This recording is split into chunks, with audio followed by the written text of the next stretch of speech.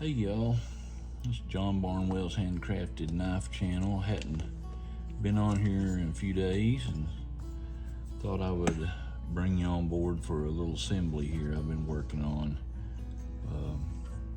This is a red marbled carbon fibered scale on a 410 stainless liners that I have hand filed. You've seen me do that in another video. And I've had the knife together several times, got it tuned. So this is our final assembly. I don't think I've went through how I do that, but just thought I'd let you see what I do right here. I don't know if I need a little bit more light. I think we're good without that light. So you can see these are brass. This brass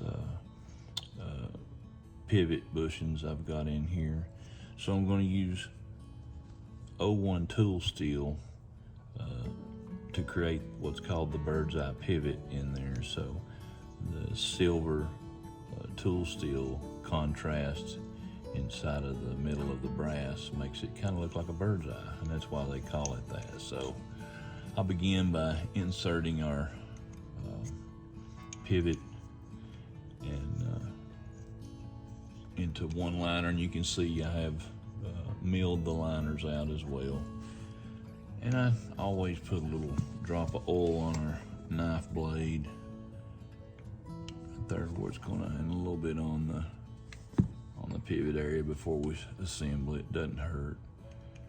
Go ahead and put the blade on next on one side, and then the way I do it, got our back spring, got it ready, got it all filed down, everything's tuned in good. So we lay it there, and I'm going to use brass on the back side of it. And so I just have cut that piece of brass. Hopefully it don't have a burr on the end of it. Yeah, there it went. And so we'll put that in there like that. So now we've got the front and the rear pins in on one side. What I generally try to do is push those down close to flush like that, and then get my other side ready and just lay it up there and kind of feel it. You don't want to get this in boogered up right here and try to be pressing on one side harder than the other. Get it out of whack and cause damage. So it went through the rear. You can see right there, it went through easily. This one, I can tell it's wanting to go in. It's a little bit stiff, so I've got a little jeweler's ball peen hammer. Ain't that a cute little hammer? Look how small it is in the palm of my hand. Ain't that sweet? So we see we've got the back side of the knife lined up. The liners are lined up. I'm just gonna give it a little love tap, and there it went right into the pivot bushing. Okay, and I'm sticking out, and we'll cut these off a little bit because we're gonna be peening here shortly. So now I always go to this side and put a little drop of oil in where our tension pin goes.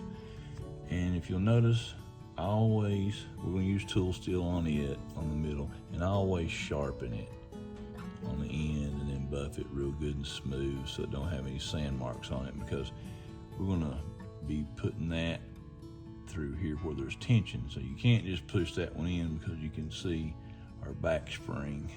See how it's sticking up? What I'll do a lot of times, I don't always do it this way. I've got a little clamp here.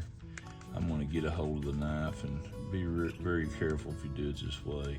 Since this is carbon fiber, it's real strong, and I know that they're epoxied on real good. I'm gonna put a little pressure on the back spring,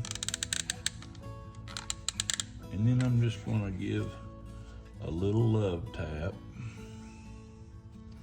to the pin. A couple of love taps, and we began to put it through there.